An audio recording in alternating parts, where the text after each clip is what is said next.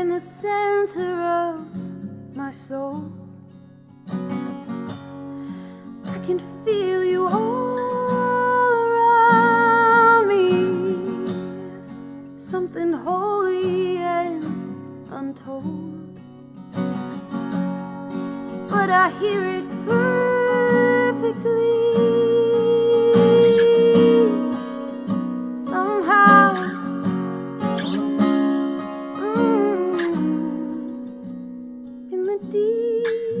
Of now, I can see we were made in the image. We were made in the image of love. We were made in the image. We were made in the image of love. Here and now, I can see I was made perfectly. We were made in the image. We were made in the image of love. Beyond books and words and songs, at the gate of all my longing, leaving certainty behind. I take one step and you come running. It's clear.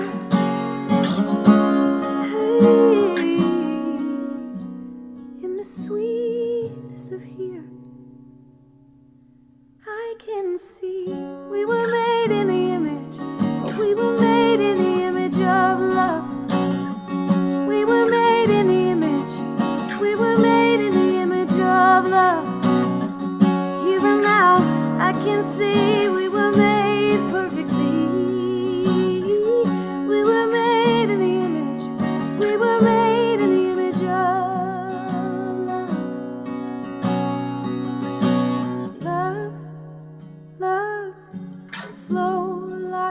water, love, love, move in me, love, love, flow like water, love, love, move in me, oh, love, love, flow like water, love, love.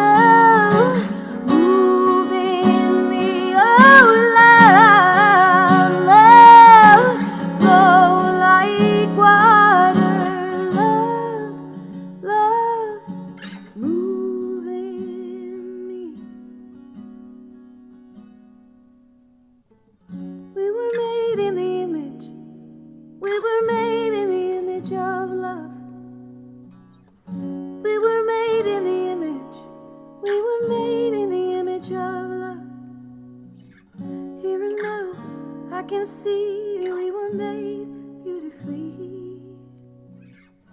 We were made in the image. We were made in the image of love.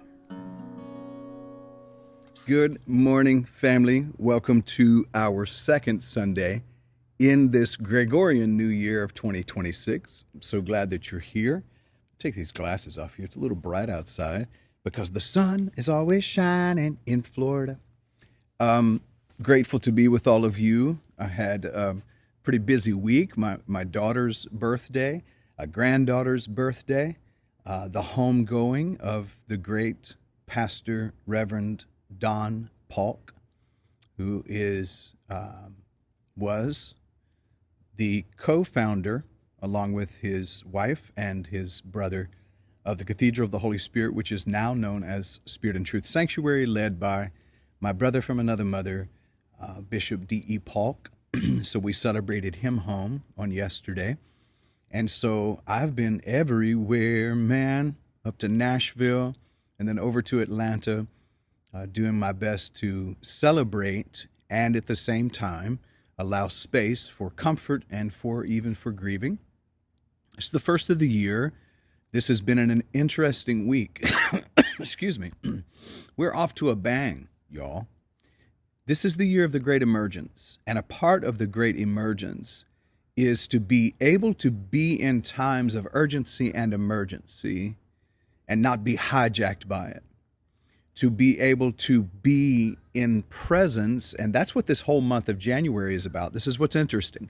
We're setting the stage for the great emergence, and the first stage of this is arrival.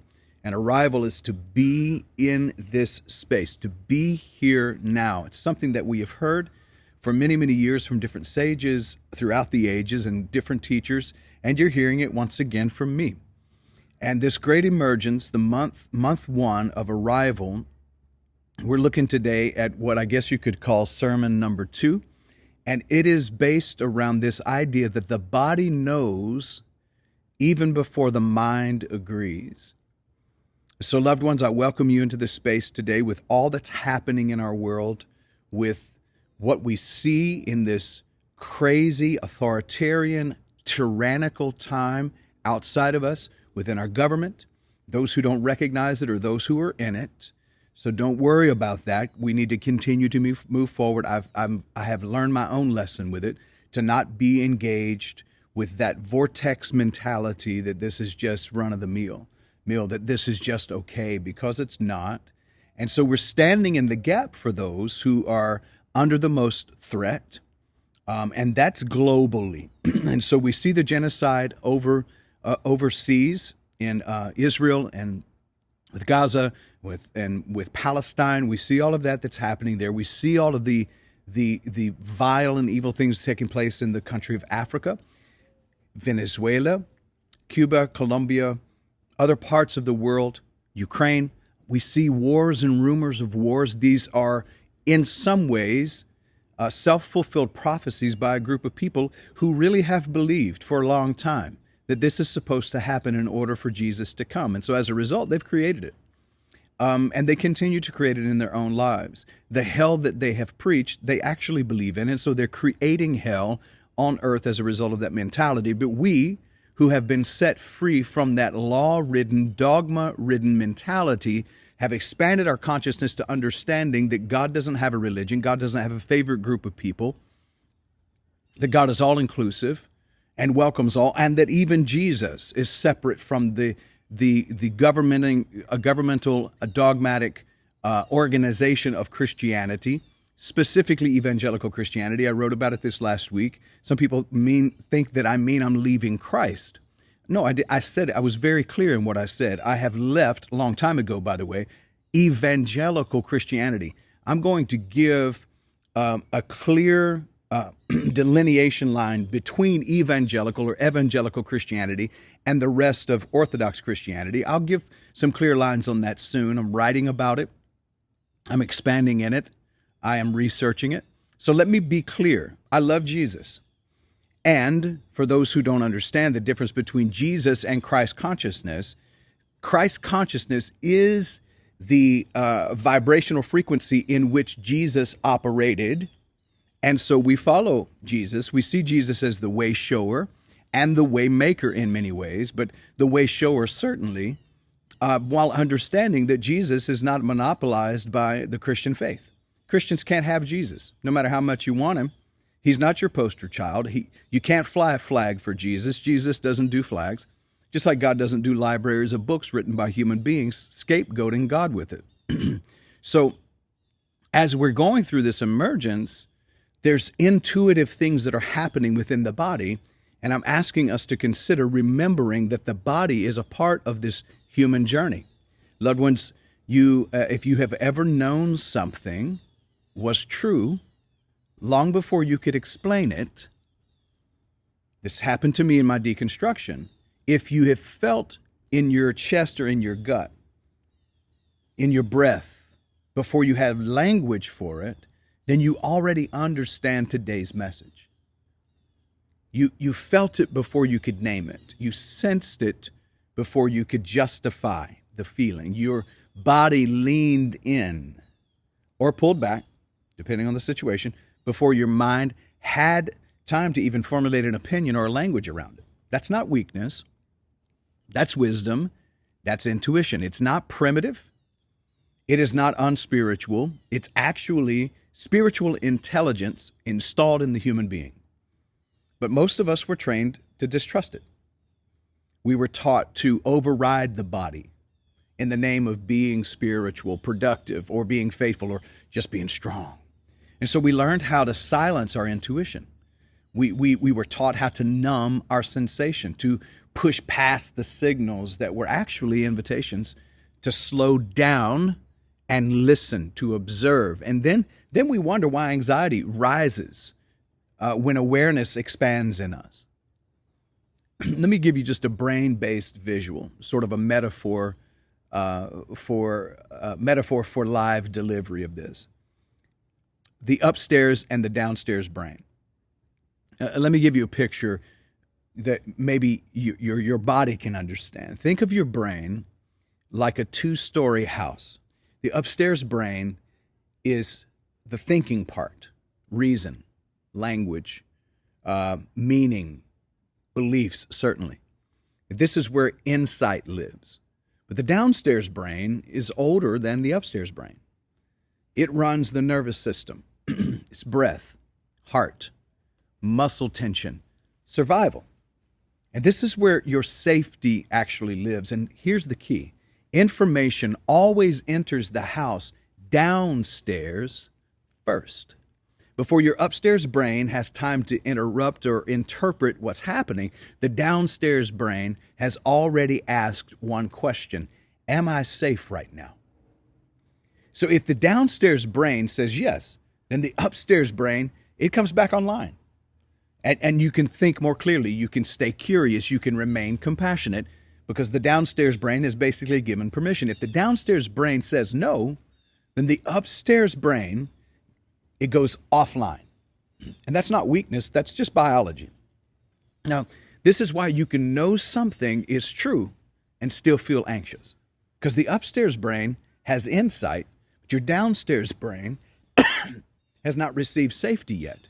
So no matter how much knowledge and insight you have, the body is not experiencing a sense of safety.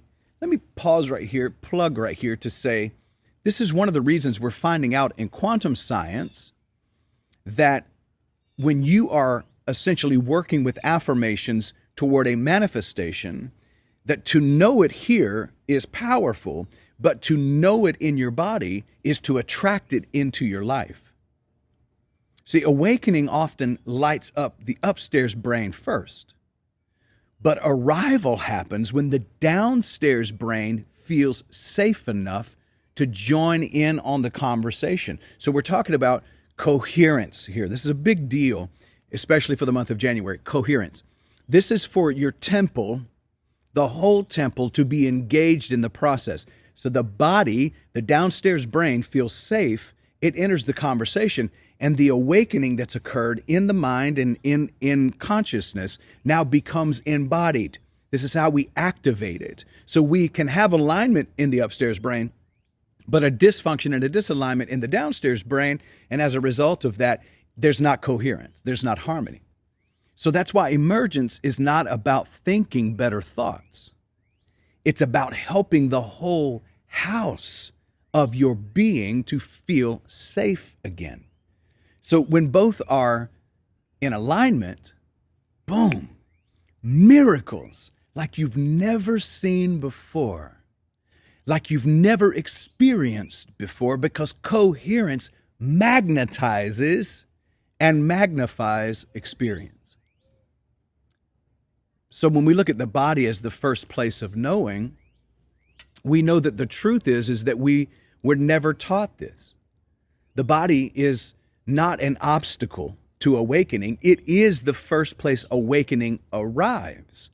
Now, not necessarily the first gathering of the information, but it is the place where it arrives. Neuroscience confirms this. Before conscious thought is formed in the cortex, sensory information moves through the body and the lower brain first. The vagus nerve, the insula, the limbic system, and all of that assesses experience in milliseconds before the thinking brain even weighs in.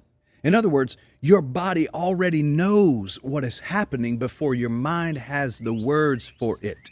And often, because of the way you've been taught to not trust this body, to not trust your whole being, the mind starts to talk it out of what's actually happening. The gut feeling is not imaginary. It's actually data. Before insight becomes language, it becomes sensation. A tightening or a softening.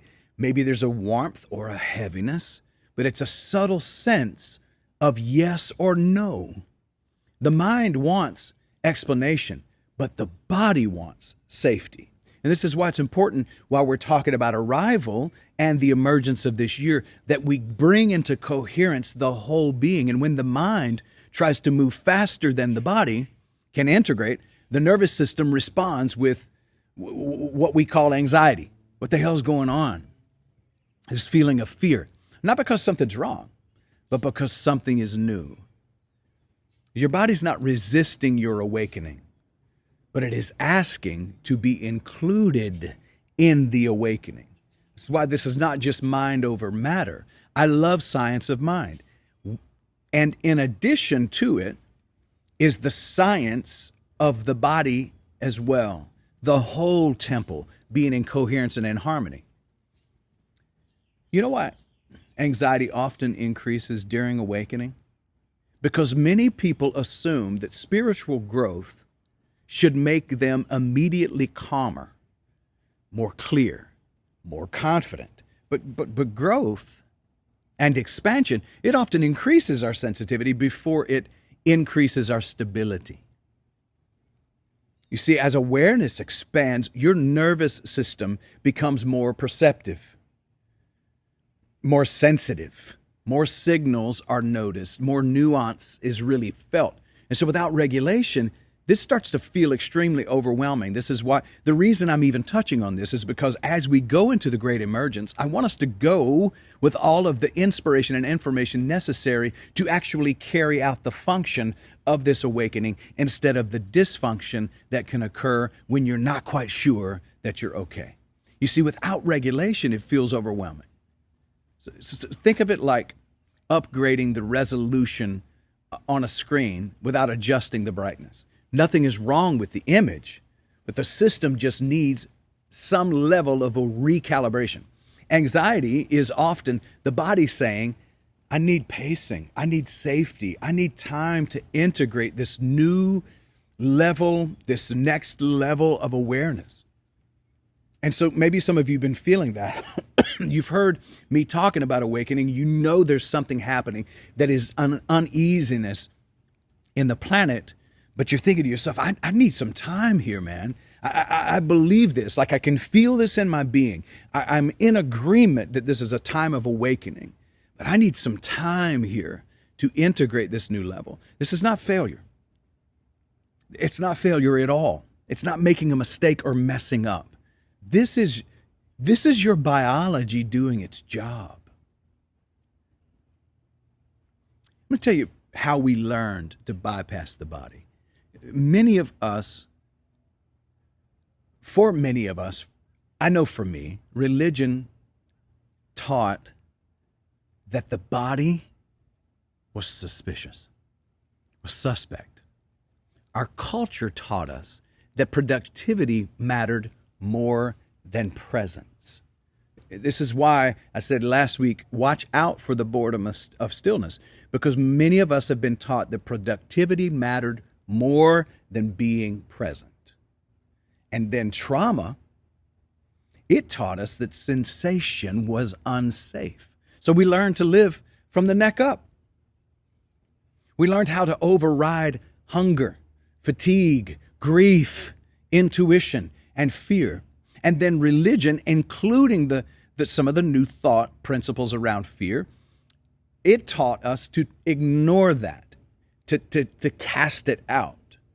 We learned how to call disconnection discipline and numbness strength. But here is the science-backed truth.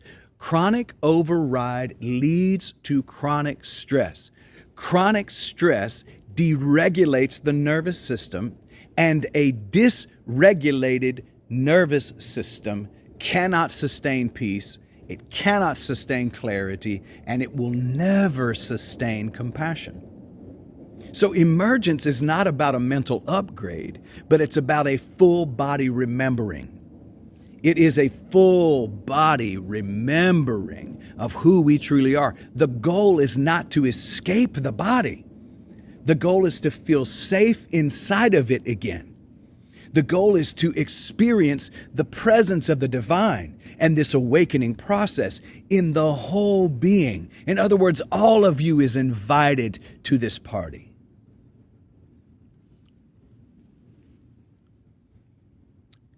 There's a thing that I would like to call this morning a nervous system translation of peace. It's the polyvagal theory. The polyvagal theory gives us language for what mystics have always known. This is what I love about spirituality and science coming together and dancing on the same dance floor. Mystics have always known what science is now telling us. The nervous system, it's constantly scanning for safety or for threat. And this process is called neuroception. Neuroception. And it happens outside of conscious thought. So when safety is detected, the ventral vagal system activates. Heart rate stabilizes. Breath gently and easily deepens. Social connection then feels comfortable enough to be possible. Here's what happens too. Creativity and clarity come online. This is why it's been attacked. Because if I can keep you out of your creativity and out of clarity, then I can keep you in the loop of a system that will cause you to utilize all of your beautiful divine energy to prop up a system that is BS. So when that system, the vagal system comes back online, there is this sensation where you feel the heart stabilize. This is what we've talked about with heart coherence, heart-brain coherence. This is basically upstairs brain, downstairs brain coherence. Because when the breath is deepening and you're calming the system, social connection is easy. This is why we're so disconnected socially, because of all this fear and this anxiety that we've been essentially taught to live in. But the creativity piece, that clarity piece, it comes online when the body, the lower downstairs brain, is active. When threat is detected, then the body shifts from protection to what we've all heard: fight, flight, freeze, or I would like to also add collapse. Some of us feel like we are so exhausted from the fight, flight, and freeze that we're on the verge of collapsing. So peace it's not a belief that you adopt. Peace is actually a physiological state that your body enters into when safety is present. And this is why no amount of positive thinking can override a dysregulated nervous system. Isn't it great that even the reference by St. Paul talks about us being the body of Christ, every member rightly joined together, functioning at a high level? This is the way I see this, that as we go into this great emergence, we're inviting the whole body of Christ consciousness to the table. It's one of the reasons also that the code language of the body is sick and afflicted because Christ, how did Paul say it? He said that many are sick and afflicted because we've not rightly discerned the Lord or universal law's body. And that's what we're doing. We are regulating our nervous system. We're bringing downstairs and upstairs brain into alignment, and there's a coherence that's occurring. And when that happens, energy beams out from you into the universe, and there's a message that's given into the quantum field, and it's received, and it's reciprocal. And this is what it means when it says, "And they shall mount up with wings as eagles." They that wait, we saw what that said last week, are intertwined with, intertangled with, braided with the divine, renew their strength because they're gathering strength from the divine presence. But I'm going to tell you something. You can't think your way totally into safety. You must experience it. This is why tone matters. This is why gentleness heals.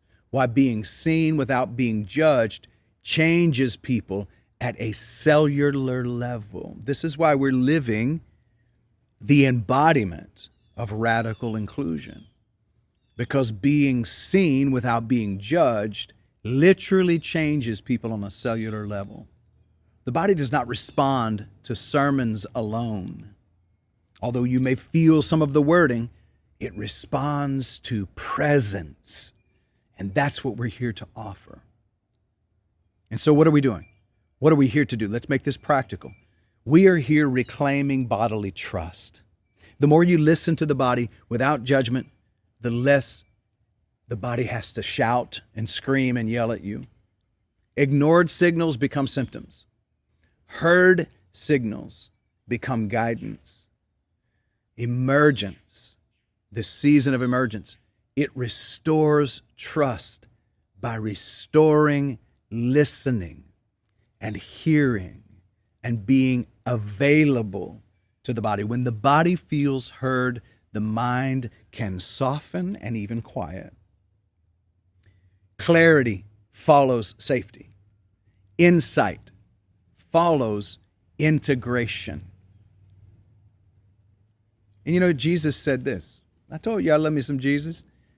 Here's a Jesus line that seals it. Jesus said,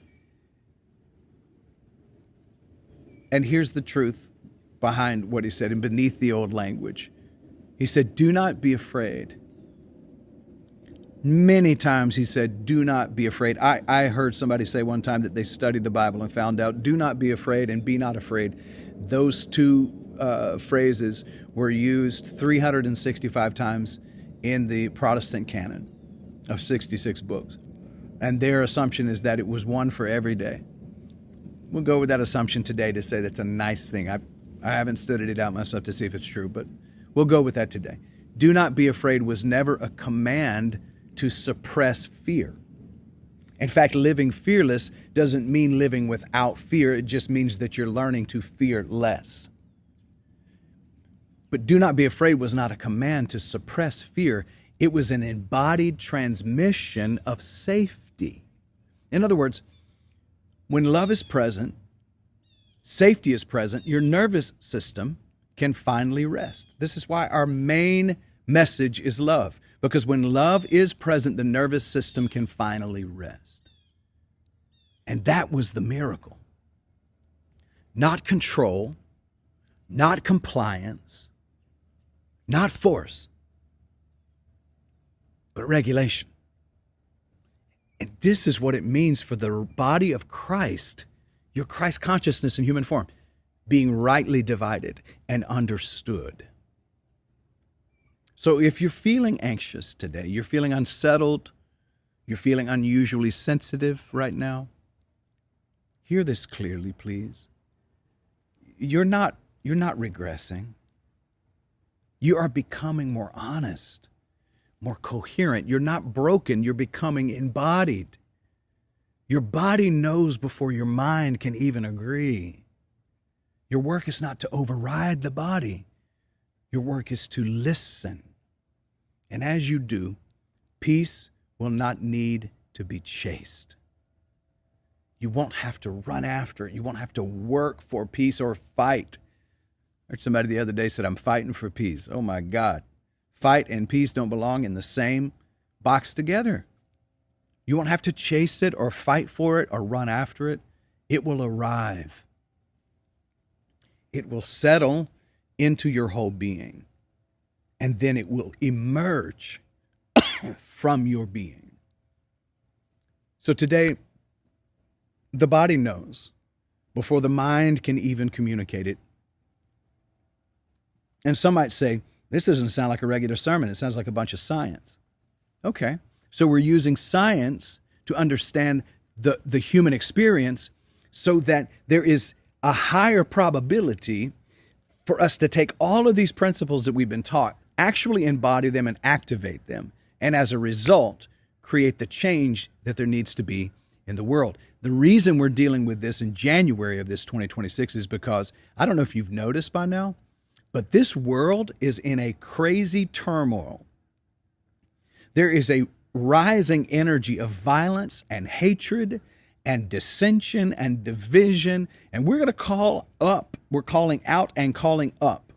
We're going to speak the truth to all of these things, and we are going to arrive in the truth of who we are in this very first 30 days, 31 days of the new year. We're going to rest into the truth of who we really are, and then continue on into this great emergence, because there's going to be urgency and emergency. But what I'm looking for is for myself to emerge in the midst of it, to not be controlled by the chaos, to move myself strategically and intentionally out of fight, flight, and freeze, and into the broad, open expanse of knowing that the peace that passes all understanding is guarding my entire building here, this entire house, both the upstairs and the downstairs, in coherence together and intertwined with, connected and braided with. They that wait are braided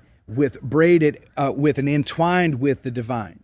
They that wait upon universal law renew their strength. This is what I'm inviting us into, because I believe that for the first time in the human experience, we have the greatest opportunity to move past information and into inspiration, which means to be in spirit, and conduct ourselves as the conduit of divine presence into the world. We are surrounded by a great cloud of witnesses right now. We are surrounded by ancestors who are singing this song into the rhythm of our life. And as a result of that, we are becoming the vibrational frequency of a great choir that is singing like the heavenly hosts did, according to the Christian narrative, peace on earth and goodwill toward all, at the birthing of Jesus the Christ. Peace on earth and goodwill toward who? Toward all. And that's why we draw the circle so large here, that not only the person who was shot and killed, and this is one person of many that have been violated violently by this current situation. I'm doing my best to not be political here, but by this that I deem to be a regime type energy. She's one of many who have been harmed, but she was actually shot in the face and killed right out in public in broad daylight by criminals. And we see this happening, and in the midst of this, there is an emergence that's happening. There is a consciousness that is being awakened. And the unfortunate thing is that often as human beings, we don't reorient until we first feel disoriented. And this is a disorientation for sure. But it is causing us to wake up. And as we do, the presence of God that has desired to move through human beings is happening. This is the greatest expression of pure presence, of Holy Spirit, of divine law, I believe, beginning to emerge. It's the greatest expression of that in the history of humankind. And you get to be a part of it. And as much as it pains me to see the way it's occurring, I am celebrating the fact that we are on our way to a higher way of being. As the song said, going up to the high places, going up to the high places, going up to the high places to tear the devil's kingdom down is the line there. The devil is whatever's adversarial to the divine law, not some being or entity, but whatever energy is adversarial to divine law. And we're going to take down that dominating, dogmatic, fundamentalist, crazy, and insane energy and use it, mutate it into fuel for this emergence. And you're invited to come along. All right, my friends, I'm going to get up out of here now. Go and make it a great rest of the week just because you can. Peace. Loved ones, thank you so much for joining us today for our devotional service. The ways to give are on the screen right now. You can, of course, text to give. You can utilize our app. You can also go to firstunity.org/give. And on that page, you can actually decide to become an auto giver. That's really what it takes to become a sustaining partner to this ministry. If you believe in what we're doing here, I'm asking you to consider supporting the light that currently is and seeding that light for the future. We continue with our ways to give by offering our P.O. Box, our Cash App, and our QR code for you to scan on the screen. So I want to say a special thank you to everyone who has chosen this community to be a place where you want to give your financial seed. Know that when you're planting that seed, it is going into fertile soil, and you activate the law of circulation in your life. God bless you. Now there is peace on earth, and it has begun with me. Now there is peace on earth, the peace that was meant to be. With God as creator, family all are we. Let us walk with each other in perfect harmony. Now there is peace on earth. Yes, this is the moment now. With every step I take, yes, this is my joyous vow. To take each moment and live each moment in peace eternally. Now there is peace on earth, and it has begun with me. And our prayer of protection together, the light of God surrounds us. I am the light. The love of God enfolds us. I am the love. The power of God protects us. I am the power. The presence of God watches over us. I am the presence. Wherever we are, God is, and all is well. I love you, family. Make it a great Sunday.